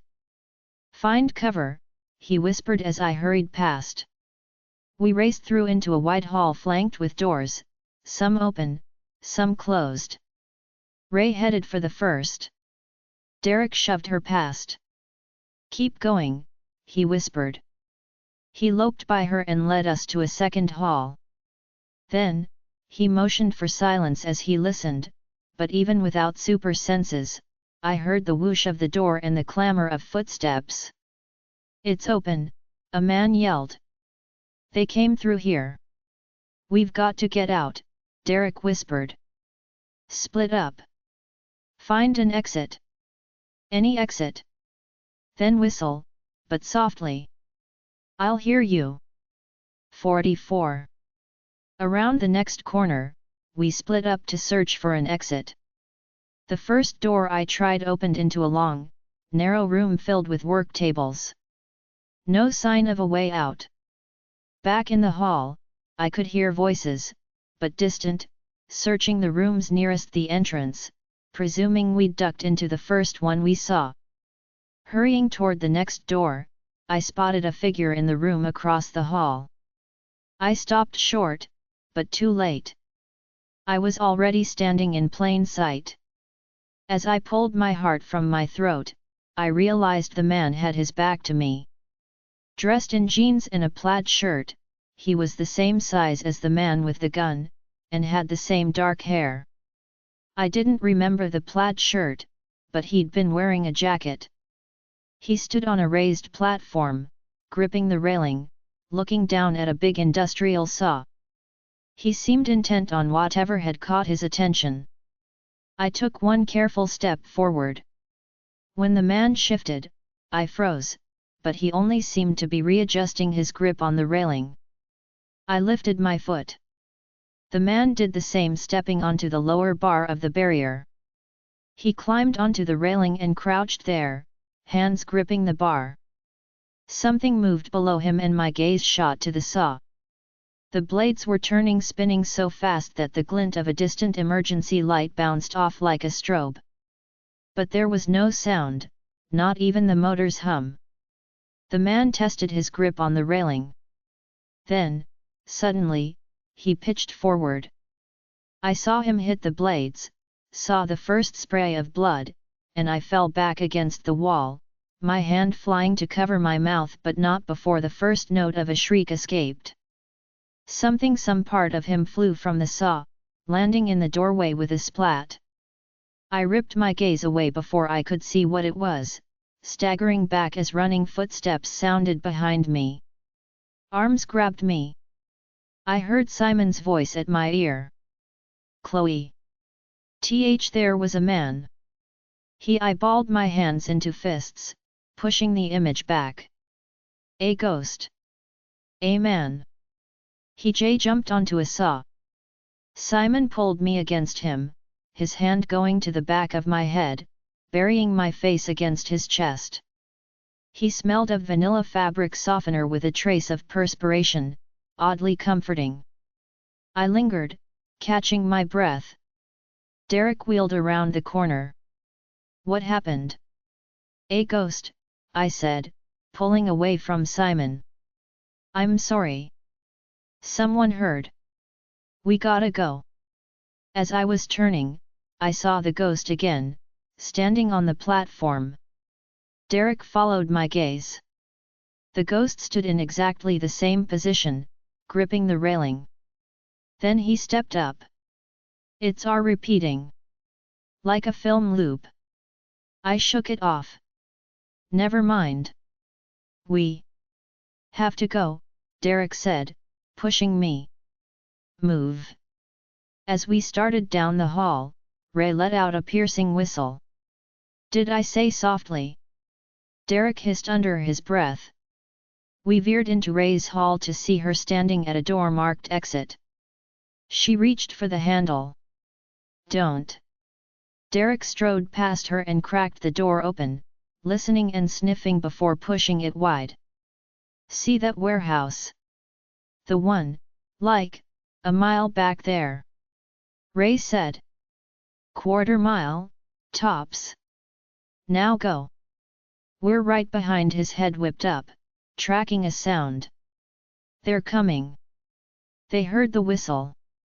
You guys go. I'll distract them, then follow. Simon said. I've got your back. Chloe, take Ray and run. Derek opened his mouth to argue. Simon cut him off. You want distractions? He whispered a spell and waved his hand, fog rising. I'm your guy. He turned to me. Go. We'll catch up. I wanted to argue but, again, there was nothing I could offer. My powers had already proved more hindrance than help. Ray was already 20 feet across the lot, dancing in place like a boxer, waving for me to hurry up. As I turned to go, Derek shouldered past Simon. Get in the warehouse and don't leave. For 1 hour, don't even peek out. If we don't come, find a place to hole up. We'll be back. Simon nodded. Count on it. Don't stay in the warehouse if it's dangerous, but that'll be our rendezvous point. Keep checking in. If you can't stay, find a way to leave a note. We will meet you there. Got it? I nodded. They must be back here, someone called. Search every room. Derek shoved me through the doorway. Simon leaned out, mouthing I'll see you soon, with a thumbs up, then he turned to Derek. Show time. I started to run. 45. We waited in the warehouse for 1 hour and 40 minutes. They caught them, I whispered. Ray shrugged. Maybe not. Maybe they saw their chance to get away and they took it. A protest rose to my lips, but I swallowed it. She was right. If they had the opportunity to escape and no easy way of alerting us, I'd want them to take it. I lifted my numb rear off the ice-cold cement. We'll wait here a bit longer, then we'll go. If they got away, they'll hook up with us later. Ray shook her head. I wouldn't count on it, Chloe. It's like I said, the way they act, the way they behave, it's always us against them, and us means the two of them. No one else, except maybe that missing dad of theirs. She shifted into a crouch. Did they even give you any idea where they think he is? Or why he hasn't come for them? No, but... I'm not arguing, I'm just saying. She crawled to the opening and peeked out. It's like last year, when I went out with this guy. He was part of a clique at school. The cool kids. She added the quotes with her fingers. And, sure, I kinda liked getting to hang with them. I thought it'd make me one of them. Only it didn't. They were nice enough, but they'd been friends since, like, 3rd grade. Just because I had an in didn't mean I'd ever be one of them. You've got these superpowers. That gives you cred with Simon and Derek. But, she turned my way. You've only known them for a week. When push comes to shove, their first priority is each other. I know that. And I'm not saying you're wrong, just Simon's nice to you and all, sure. I see that. But she nibbled her lip, then slowly lifted her gaze to mine. When you were back there, looking for Derek, it wasn't you Simon was worrying about. He didn't even mention you. It was all about Derek. Of course he was worried about Derek. Derek was his brother, I was some girl he met a week ago. But it still stung a little that he hadn't mentioned me at all. I'd been about to tell Ray about the part of the plan she missed, to make this our permanent rendezvous point, and keep checking back. But now it would sound like I was trying to prove the guys hadn't turned their backs on me. How pathetic was that? I still thought they'd come back after things died down. It had nothing to do with whether Simon liked me or not. They'd come back because it was the right thing to do. Because they said they would. And maybe that makes me a silly girl who's watched too many movies where the good guy always comes back to save the day. But it's what I believed. That did not, however, mean I was sitting here like an action flick girlfriend, twiddling her thumbs waiting for rescue. I might be naive, but I wasn't stupid. We'd set a rendezvous point, so there was no need to stick around any longer. I crawled from our cubbyhole, looked, and listened. I waved Ray out. First thing I need to do is get money, I said. I've got my dad's but we might need more. There's a daily withdrawal limit, and that's probably all I'll get, so I have to act fast, before they put a trace on it or freeze the account. Derek said the nearest ATM was. What are you doing? Ray asked. What? She took hold of my arm and pointed at the blood. You don't need money, you need a doctor. I shook my head. I can't go to a hospital. Even if they haven't put out an APB on me yet, I'm too young. They'd call my Aunt Lauren. I meant your Aunt Lauren. She's a doctor, isn't she? And no. I can't. She'd just take us back. After they shot at us?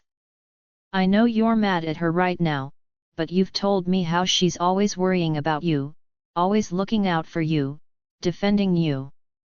If you show up at her front door and say that Davidoff and his buds shot at you, even with tranquilizers, do you really think she'll march you back to Lyle House? That depends on whether she believes me. A week ago, yes. But now? I shook my head. When she was talking to me about Derek, it was like I wasn't even Chloe anymore. I'm a schizophrenic. I'm paranoid and I'm delusional. She won't believe me. Then tell me exactly what the gun and the dart looked like, and I'll say I saw it, too. No, wait. The dart. Derek pulled one out of his shirt, right? Do you know where it is? I think so. I thought back, pictured him dropping it in the delivery bay. Yes, I know exactly where it is.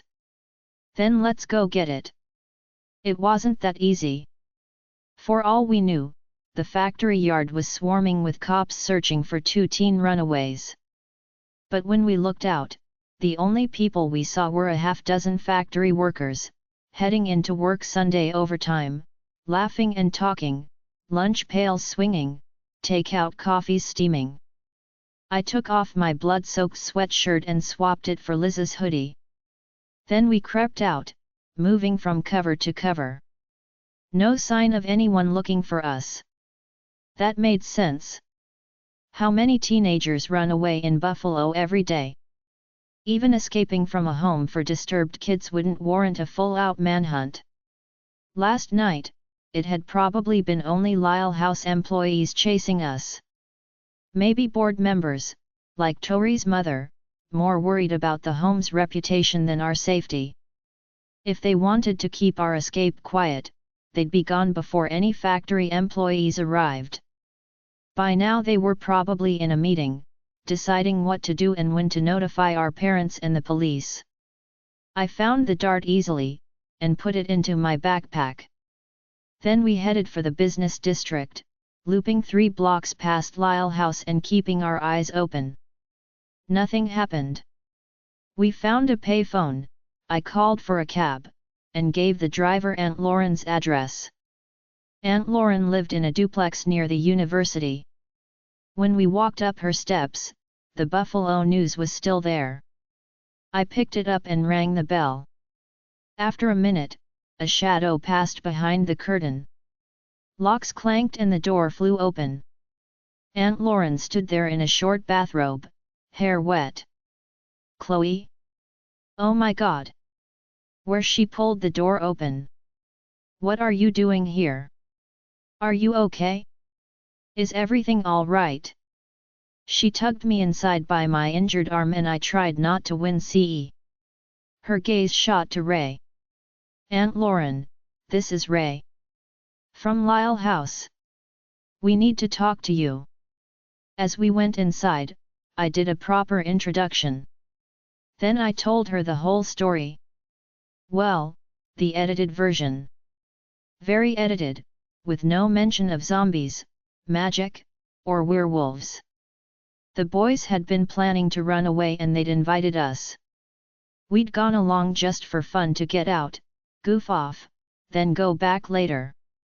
Knowing Aunt Lauren didn't care for Dr. Gill, I included the part about her attacking me in the yard with her wild accusations. Then I told her about the gun.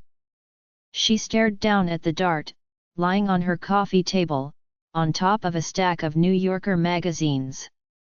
She picked it up, gingerly, as if it might detonate, and turned it over in her hands.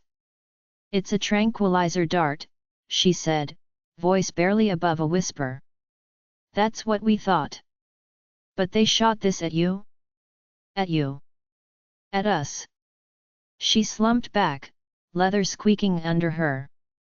"I was there, Dr. Fellows," Ray said. "Chloe's telling the truth." "No," she lifted her gaze to mine. "I believe you, Hon. I just can't believe this is so completely," she shook her head. "Where did you find Lyle House?" I asked.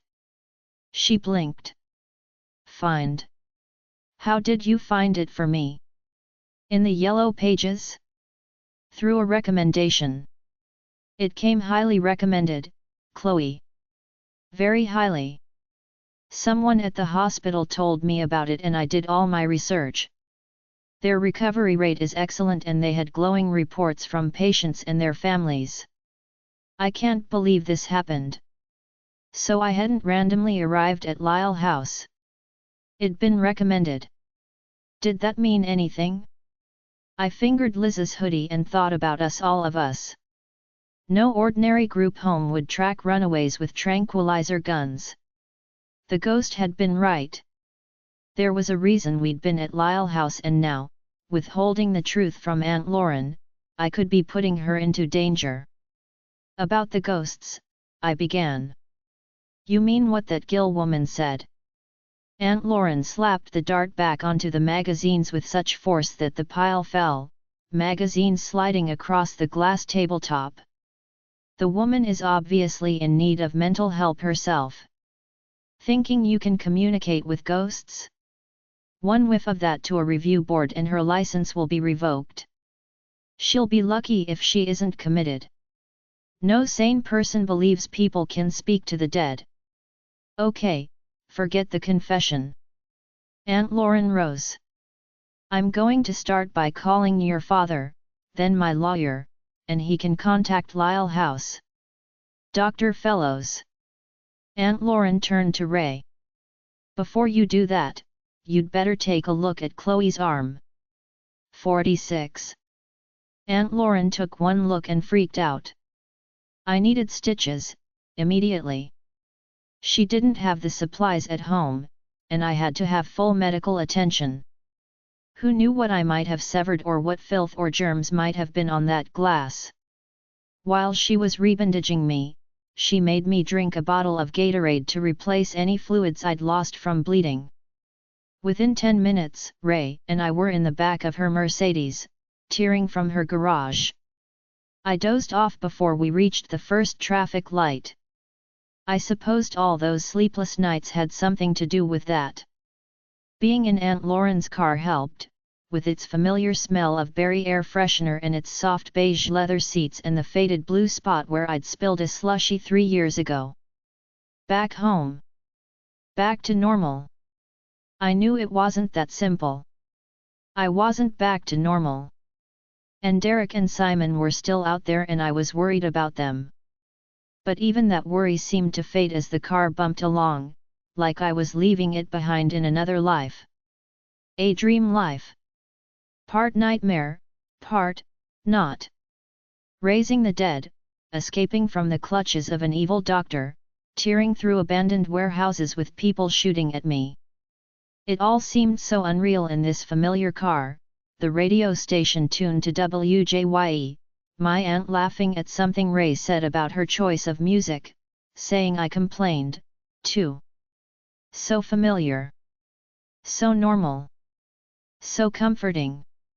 And, yet, even as I drifted off, I clung to the memories of that other life, where the dead came to life and fathers disappeared and sorcerers conducted horrific experiments and buried the bodies under the house and boys could make fog appear from their fingertips or turn into wolves. Now it was over and it was like waking up to discover I couldn't see ghosts anymore. The feeling that I'd missed out on something that would make my life tougher but might also make it different. An adventure. Special. I woke to Aunt Lauren shaking me. I know you're tired, hon. Just come on inside and you can go back to sleep. I stumbled out of the car. She caught me, Ray diving in to help. Is she okay? Ray asked my aunt. She lost a lot of blood. She's exhausted. You both must be. When the cold air hit, I yawned and gave my head a sharp shake. I could make out a building in front of me. I blinked hard and it came into focus. A yellow brick rectangle with a single, unmarked door. Is this the hospital? No, it's a walk-in clinic.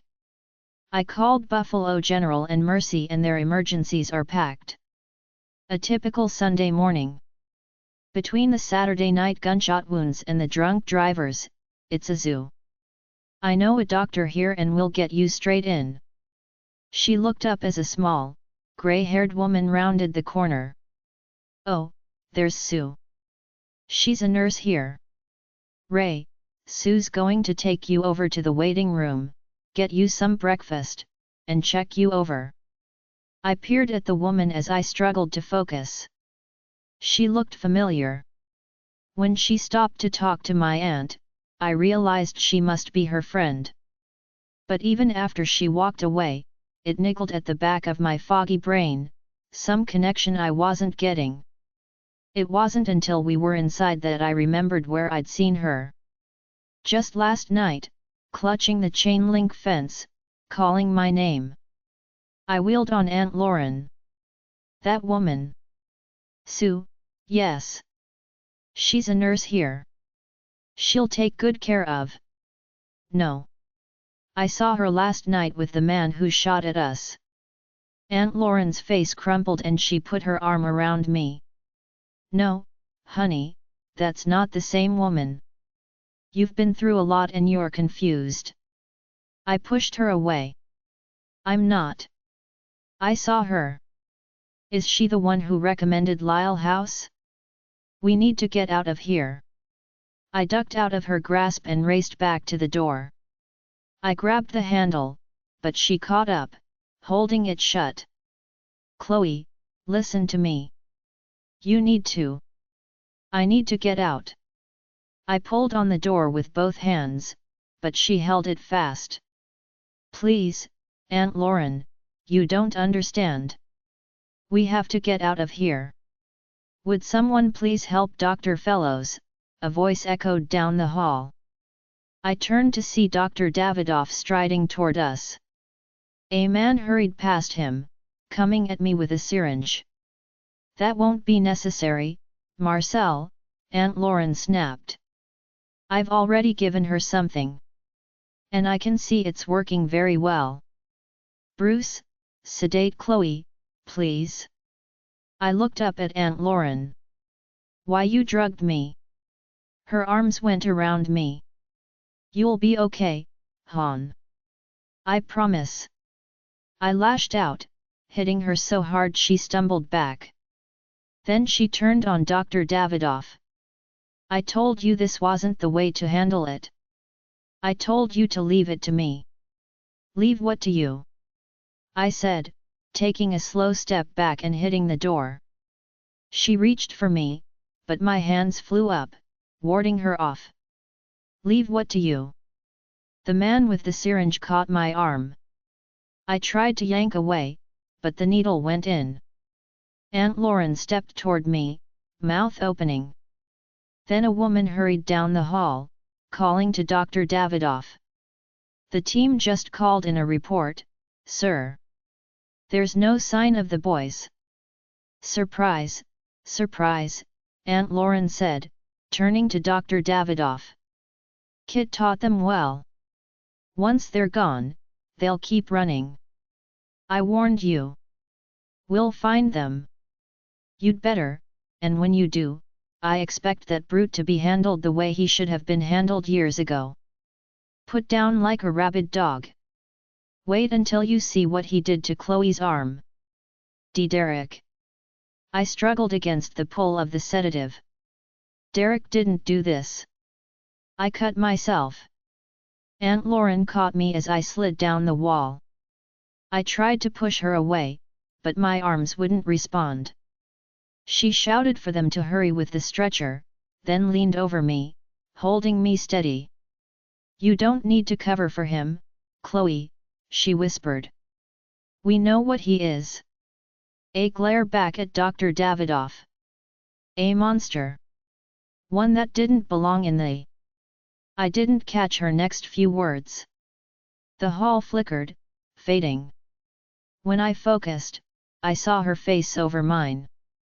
But we won't let him hurt Simon, Chloe. I promise you that. When you wake up, you're going to help us find Simon and bring him home. I know he's important to you. He's important to all of us. You all are. You and Rachel and Simon and Victoria. Very special. You're. Everything went dark. 47. I lay awake, staring at the wall. I couldn't bring myself to roll over and look around. Couldn't even bother lifting my head from the pillow.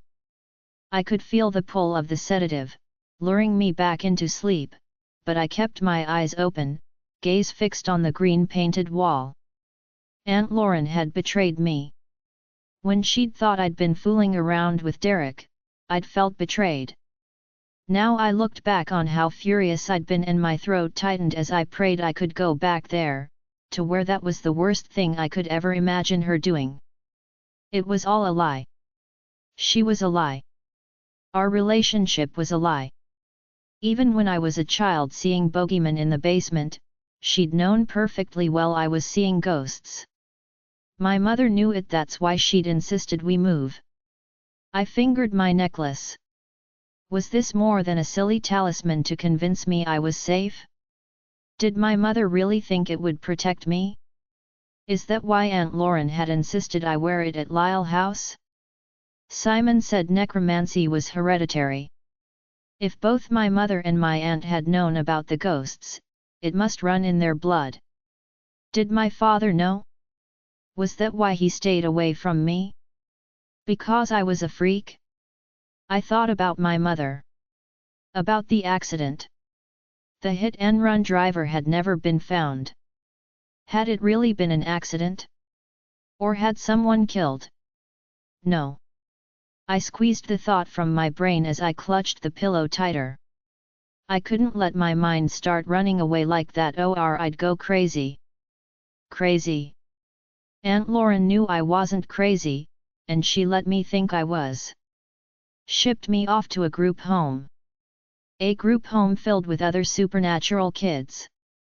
When Aunt Lauren said we were special, she'd included Ray. So she must really be one of those evils. What about Tori?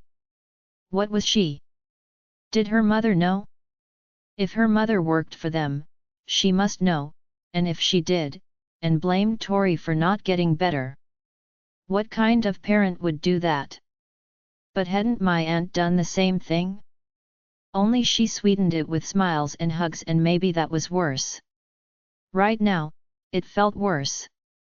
Was Lyle House where they sent us when things went wrong?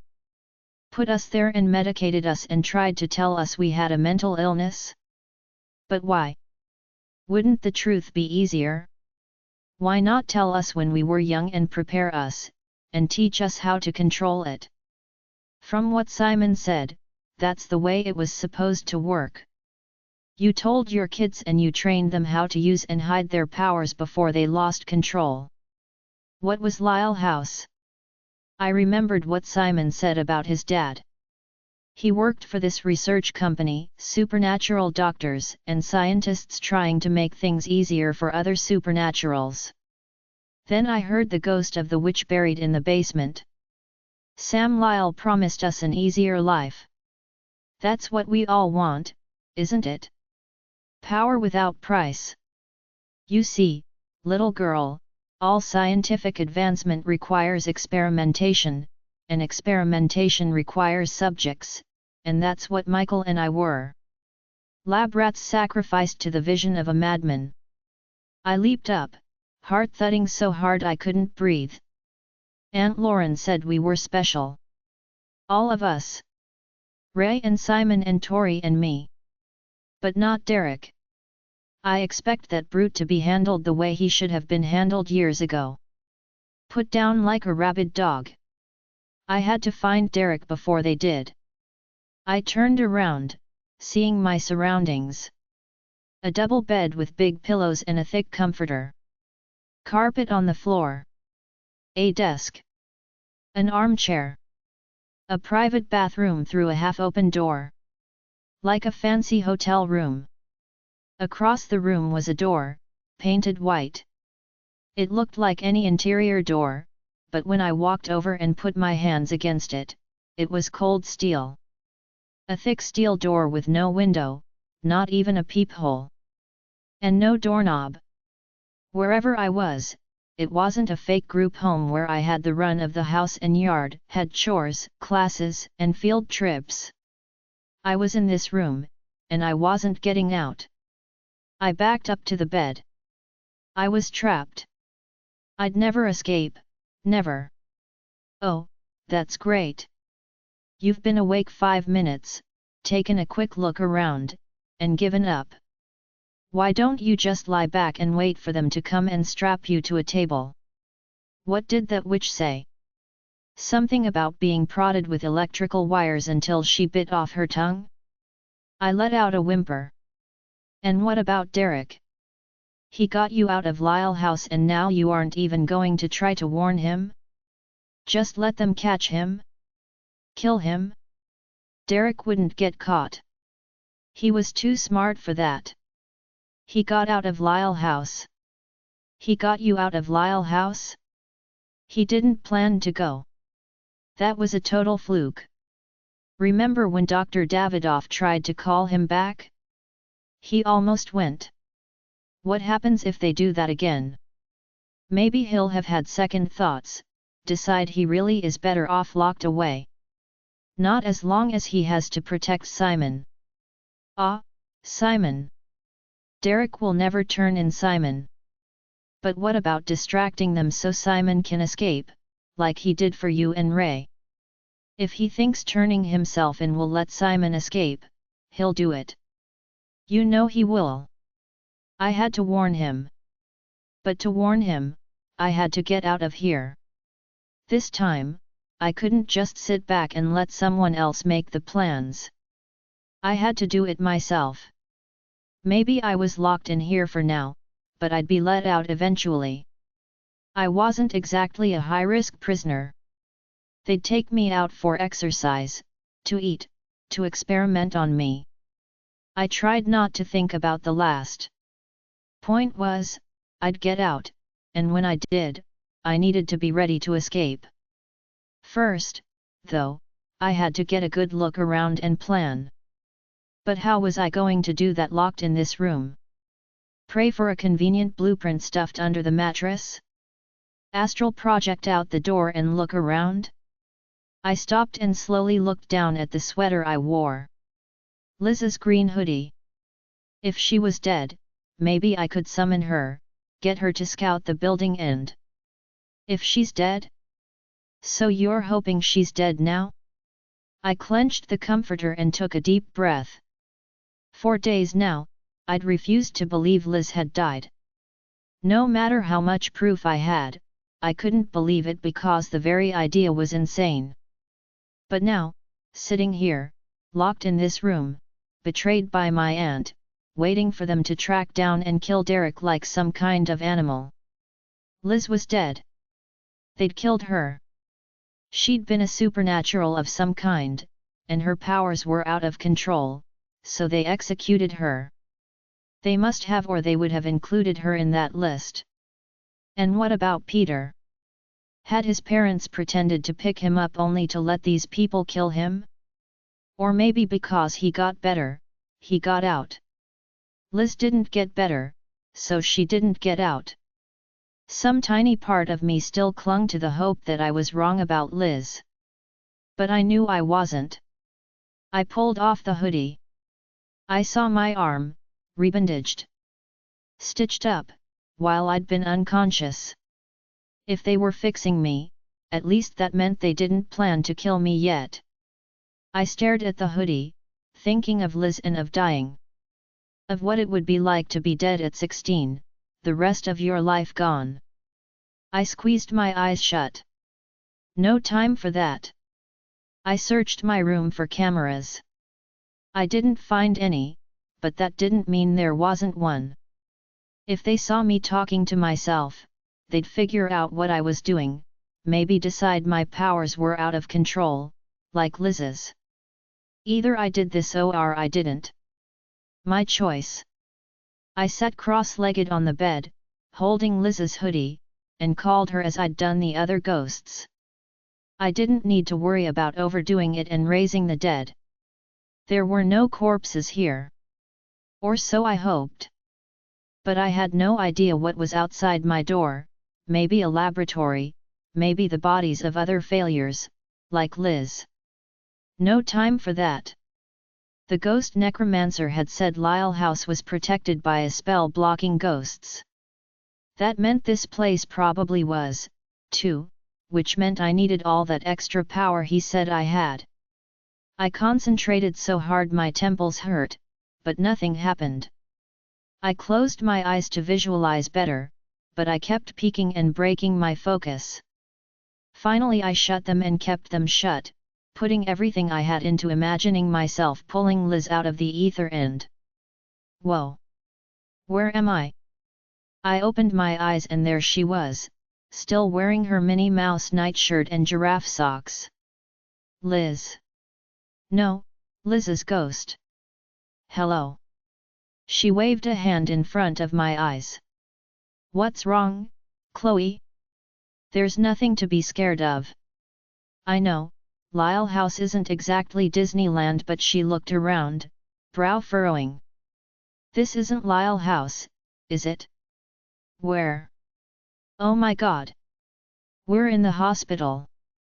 They put you in here, too. When? She blinked hard, shaking her head. They have some funky meds here. I keep sleeping and having these dreams, and when I wake up, I'm totally confused. Did they give you those, too? So where had Liz been all this time? Stuck in limbo? One thing was for sure. She didn't know she was dead. And now I had to tell her. Tell her? No way. She was happy. If she didn't know, that was better. And how long do you think it'll be before she figures it out? Shouldn't you be the one to tell her? I didn't want to. I really didn't want to. But I needed her to help me escape and rescue Ray and warn Simon and Derek. It was all on me this time, and to help them, I needed to do something awful. Fingers trembling, I clutched her hoodie and took a deep breath. Liz?